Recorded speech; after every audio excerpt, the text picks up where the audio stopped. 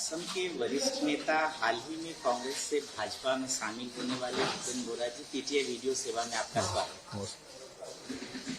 कांग्रेस में 32 वर्षों तक रहने के बाद आप भाजपा में शामिल हुए। एक पार्टी में इतना लंबा समय गुजारने के बाद किसी दूसरे दल में शामिल होना एक कठिन फैसला होता है। आपके लिए ये कितना आसान या कठिन रहा?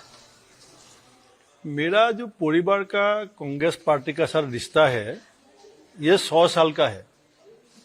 1926 में जब गुवाहाटी पांडु में एआईसीसी सेशन हुआ था, उस समय गांधी जी आया था। उस समय मेरा ग्रैंडफादर का, मेरा नाना का घर नौगांव में था और जो पेंडल बनाया गया था, वो पेंडल में सामियाना बनाने के लिए जो गमछा चाहिए, वो भैंस का गाड़ी में 200 किलोमीटर दूर से, 150 किलोमीटर दूर से गमछा लेके वो एआईसीसी सेशन में कंट्रीब्यूट किया था। और गांधी जी को एज ए वॉलंटियर मेरा ग्रैंडफादर को हैंडशेक करने का मौका मिला था। तो ये है पारिवारिक रिश्ता।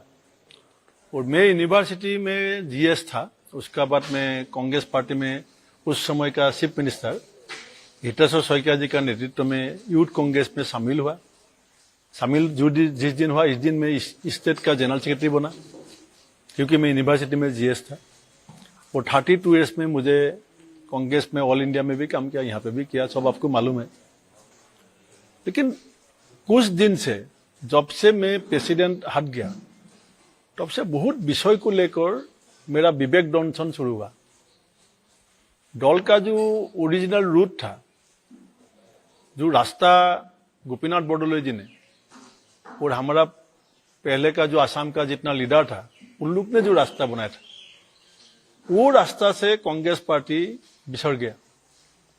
मैं बार बार कोशिश किया, मैंने 21 कंप्लेन मैंने कांग्रेस हाईकमान को दिया, 21 complain in last 8 month. Last में मैं गौरव गोगोई जी को एक चिट्ठी लिखा, please don't compel me to address a press meet against you. ये 1 महीना पहले, नया साल में। कोई जवाब नहीं मिला। अभी मैं सुन रहा हूं जब प्रियंका जी आके बुलाया स्टेट लीडरशिप को, जब आप क्यों इतना सीनियर लीडर का जो कंप्लेन था इसमें बात क्यों नहीं हुआ। 21 कंप्लेन दिया और सब कॉपी मेरा अभी भी व्हाट्सएप में है, डेट बाय डेट है। 21 कंप्लेन भी मैं जब जरूरत आएगा date by date Rahul ji का व्हाट्सएप में दिया, जितेंद्र सिंह का व्हाट्सएप में दिया, पीसीसी प्रेसिडेंट, सीएलपी लीडर सबको दिया, लेकिन कुछ रेस्पॉन्स नहीं मिला। जब मैं रिजिग्नेशन लेटर दिया, तब राहुल जी का साथ मेरा काफी टाइम बात हुआ, जितेंद्र सिंह जी का फोन से, जो जनरल सेक्रेटरी है। और मैंने 20 में जब बोला, जो सर मेरा जो राजनीति है, जिसको देखकर मैंने कांग्रेस में शामिल हुआ था, वो अभी नहीं है। आपका प्रेसिडेंट, स्टेट प्रेसिडेंट जो है, वो फेस बन चुका है पार्टी का, और बेस अलग कुछ कोई बन सकता है, बन गया। ये असम का जनता स्वीकार नहीं करेगा। और इसका मैं एग्जाम्पल भी दिया, जब मैंने जब आपको माजुली में लेके गया था, आपको मालूम है जब माजुली हमारा स्वतंत्र नगरी, जैसे बनारस है, असम का माजुली है। तो वो माजुली में मैं राहुल जी को लेके गया था, जब भारत जोड़ो न्याय यात्रा के लिए 8 दिन राहुल जी असम में था मेरा साथ। तब मैंने राहुल जी को समझाया कि आपको धोती पहनना है, पंजाबी पहनना है, गामछा लेना है, सेलेंग चादर लेना है, और हमारा स्वतंत्राधिकार को जाके प्रणाम करना है। तो जैसे ही हमने जो बताया वो राहुल जी ने किया। लेकिन वो भी जो हुआ, पायजामा लगा के जो जाना नहीं चाहिए सत्र में, जो नहीं जाता है पहले, वो सत्र पहुंच गया। ऐसा अलायंस के बारे में मेरा ये मकसद था प्रेसिडेंट होने का समय, कि जितना एंटी बीजेपी वोट है सबको इकट्ठा करके बीजेपी के साथ पार्टी फाइट करना चाहिए। तो मैंने 16 पार्टी को इकट्ठा करके असम सम्मिलित मंच बनाया। बिहार बाई इलेक्शन में एक ऐसा आदमी को टिकट दिया गया, मुझे डार्क में रखा गया, जो पार्टी का मेंबर ही नहीं था। तो अलायंस टूट गया। अभी पिछले 9 फरवरी मुझे जिम्मेदारी फिर दिया गया, जो वो आपका ब्रेन सेल था, you are the founder of the Assam Sammilit Manch, अभी इलेक्शन के लिए आप फिर बनाइए। मैंने हाथ जोड़ के निवेदन किया, एक बार मैं जो छोड़ दिया, अभी मुझे मत दीजिए। वो लोग ने बोला नहीं, दिस इज पार्टी डिसीजन, आप फॉलो करो। मैंने काम शुरू किया, 2 दिन बाद बोला जो नहीं, रकीबुल हुसैन भी वहां पे शामिल हो गया। तो आप बोलिए, जिस समय अपार असम में जो गौरव, अखिल गोगोई, लुरिन गोगोई, इन लोग का साथ अपार असम का ये सीट में मुझे एक्स प्रेसिडेंट कैंपेनिंग कमेटी का चेयरमैन को जिम्मेदारी दिया गया, तो ऐसा क्या मुसीबत आ गया जो और एक एमपी को देना है? ठीक है, रकीबुल हुसैन को दिया, साथ में पुरुट बोडले भी एमपी है, उसको क्यों नहीं दिया गया? तो यह मैं देखा जाए कहीं ना कहीं मेरा जरूरत पार्टी में कमती हो गया, और पार्टी का जो रास्ता असम का जनता चाहता है वो रास्ता से पार्टी बिखर गया। तो मैं रिजिग्नेशन के बारे में कुछ डिस्कशन नहीं हुआ। बाद में सीएम मेरा घर में आया, उसने मुझे समझाया कि वो भी कांग्रेस में 22 साल था, तो 22 साल का बाद बीजेपी में 10 साल है, तो उसका जो एक्सपीरियंस वो मुझे शेयर किया, और तब मैं डिसीजन दिया कि ठीक है, मैं आपका साथ आ सकता हूँ। आपकी राहुल गांधी से बात हुई थी, और राहुल गांधी से बात होने के बाद आपने पार्टी छोड़ने का ऐलान किया। क्या बात हुई थी? आपने कहा था कि आपके आत्मसम्मान को भी ठेस पहुंची। ये सिर्फ व्यक्तिगत सम्मान का बात मैं नहीं किया। आप मेरा रेजिग्नेशन पेपर पढ़ने से आपको मालूम होगा, मैंने कुछ मुद्दा उठाया था, क्योंकि हमने गोपीनाथ बोरदोलोई जी से शुरू करके मेरा पहले भी कितना सीएम कांग्रेस पार्टी से बना, तो और मैं भी खुद 32 इयर्स कांग्रेस में 9 प्रेसिडेंट का साथ काम किया, तो एक प्रेसिडेंट का साथ मैं क्यों नहीं कर सका? मैंने वो बताया, वो भी पार्टी का एक स्पोक पर्सन एपीसीसी का, उसने खुले आम टीवी में बोला कि जब गौरव गोगोई जी सीएम बनेगा तो हमने 45 सीट मुस्लिम के लिए रिजर्व करेगा। पीसीसी प्रेसिडेंट ने बोला कि जागीरोड में सेमीकंडक्टर असम में नहीं होना चाहिए, ये सेमीकंडक्टर कर्नाटक में होना चाहिए, आपका हाथ में रिकॉर्ड होगा। तो कोई who born and brought up in Assam, वो कोई बोल सकता है क्या जे ये इतना बड़ा इंडस्ट्री हमको नहीं चाहिए, ये कर्नाटक में देना चाहिए? एलिवेटेड कॉरिडोर जो काजीरंगा में आया, ये हम लोग भी आंदोलन किया था एक समय में। आज हमारा प्रेसिडेंट ने बोला जो हमको नहीं चाहिए। तो वो मैंने बताया कि सर, पार्टी का रास्ता जो अभी नया रास्ता बन रहा है, ये जनता आपको साथ नहीं देगा। आप संस्कार लाइए, आप रास्ता को, पुराना रास्ता जो था उसको थोड़ा स्ट्रेंथन कीजिए, वाइडनिंग कीजिए, लेकिन रास्ता बदलने के लिए मौका मत दीजिए। आपका एक पोस्ट भी जो सोशल मीडिया पर है वो भी काफी चर्चा में है, जिसमें आपने लिखा था कि 32 वर्ष 32 इयर्स वर्सेस 32 आवर्स। उसमें एक चित्र भी आपने संलग्न किया था गृहमंत्री जी का, सीएम का। क्या संदेश आप देना चाह रहे हैं? देखिए, मैं बहुत ज्यादा टाइम इसमें आपको नहीं लेना चाहता हूँ। अभी मैं 9 महीना हुआ प्रेसिडेंट से हट गया, मैंने हंसकर प्रेसिडेंट छोड़ा। मुझे जब बोला गया कि हम लोग आपको चेंज करना चाहते हैं, मैंने ऐसे बोला थैंक यू। 9 महीना में मेरा पीसीसी प्रेसिडेंट मेरा घर में नहीं गया, गौरव गोगोई जी का एक बार भी समय नहीं मिला 9 महीना में। कुछ दिन पहले मेरा घर का नजदीक एक प्रोग्राम हुआ था, तब मेरा इस घर में आया था। लेकिन हमारा ये परंपरा था पार्टी का, कोई भी मैं जब प्रेसिडेंट बना तो मैं एक्स प्रेसिडेंट के घर में जाके गमछा दिया, वो भी मुझे गमछा दिया। ये पार्टी का बहुत पुराना परंपरा है, वो नहीं गया। जब यहाँ पे मेरा घर का 1 किलोमीटर नजदीक में मीटिंग था, जब पार्टी ने खुद फैसला किया कि यहाँ पे कुछ रेस्ट होगा, तब आया अंडर कंपल्सन। 9 महीना में समय नहीं मिला, 9 महीना का बाद आया। 9 महीने में मुझे 21 कंप्लेंट देने का बाद मुझे कोई सेंट्रल लीडर ने बुलाया, मुझे मीटिंग में बुलाया। मैं काफी मीटिंग में शामिल हुआ, ex president campaigning committee chairman, जो मीटिंग होता है जहां पे आप कुछ बात नहीं कर सकते क्योंकि वहां पे बहस हो गया।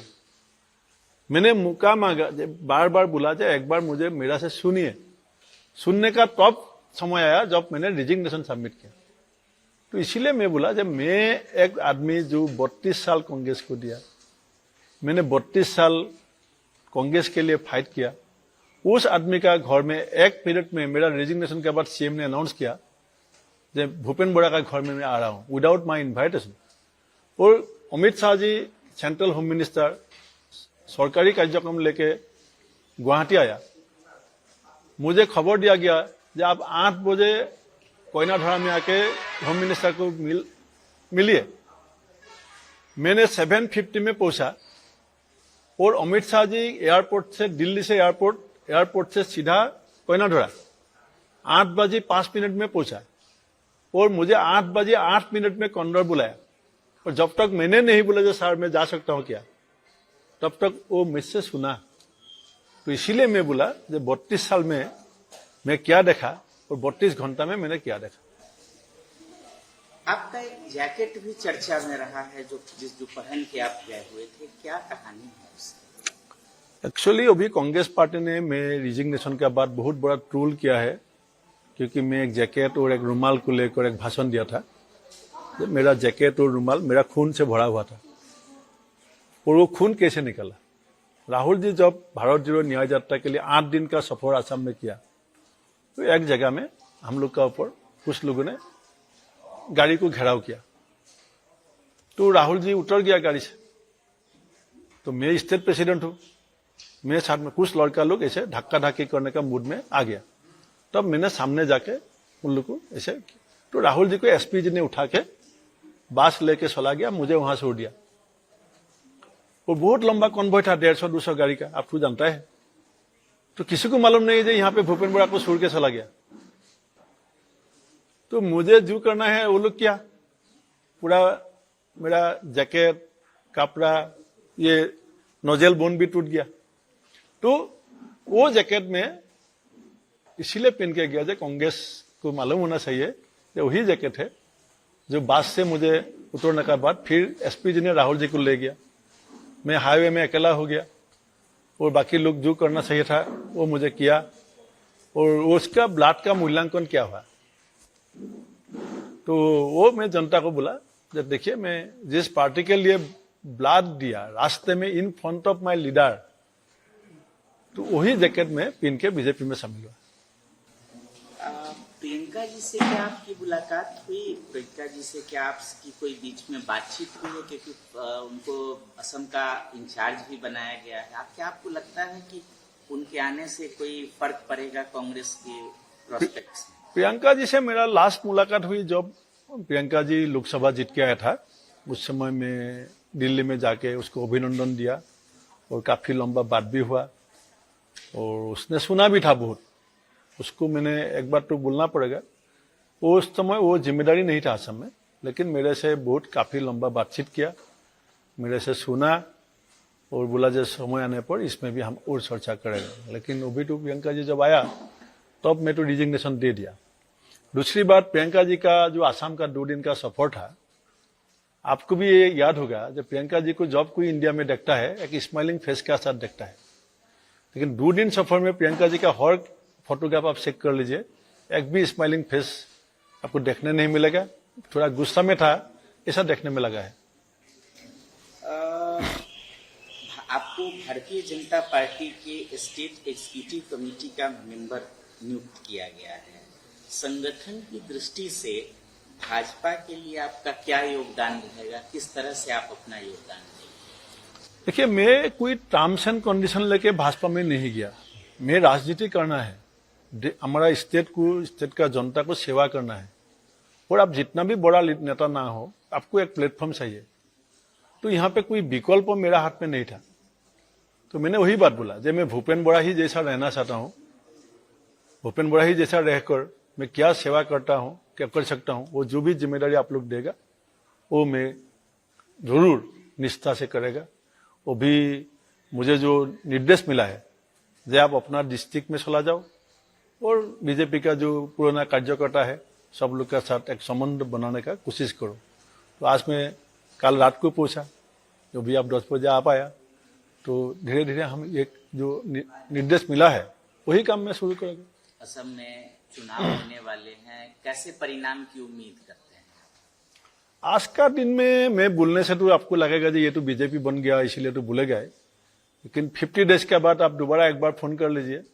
24 सीट में कांग्रेस कॉन्टेस्ट में रहेगा, जीत भी सकता है। बाकी सीट में कांग्रेस कहीं नहीं है, दूसरा कुछ पार्टी 1-2 जीत सकता है।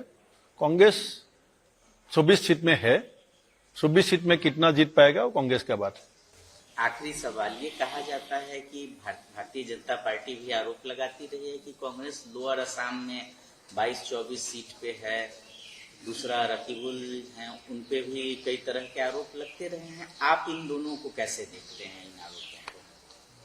देखिए, वो भी मेरे लिए भी एक मुश्किल का बात है जो कांग्रेस छोड़ने का बाद सिर्फ कांग्रेस को मैं निगेटिव बात ही बोलते रहूं। लेकिन आप किसी को भी असम में पूछ लीजिए, जो 2016 में कांग्रेस पार्टी जो सत्ता से बाहर जाना पड़ा, इसका टॉप 3 रीजन क्या है? तो टॉप 3 रीजन जब आप पूछेगा, कोई भी आपको बोलेगा जो rhino killing was one of the reason out of top 3, तो वो आदमी भी पार्टी का बेस है। 2021 में पार्टी को 51 सीट मिला, 64 क्यों नहीं मिला? क्योंकि जो गठबंधन हुआ था कांग्रेस और एआईडीएफ का, वो अपर असम का जनता ने स्वीकार नहीं किया। वो गठबंधन किसने बनाया था?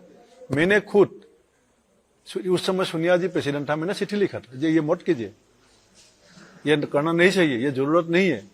गठबंधन रकीबुल हुसैन ने कराया, रिजल्ट आपका सामने है, 29 सीट आपको मिला। तो वो तो हम लोग आसामीज में बोलते हैं हर्टा कर्टा विरोटा कांग्रेस का, तो परिणाम आपको मिलेगा। पीटीआई वीडियो सेवा से बात करने के लिए आपका बहुत बहुत थैंक यू।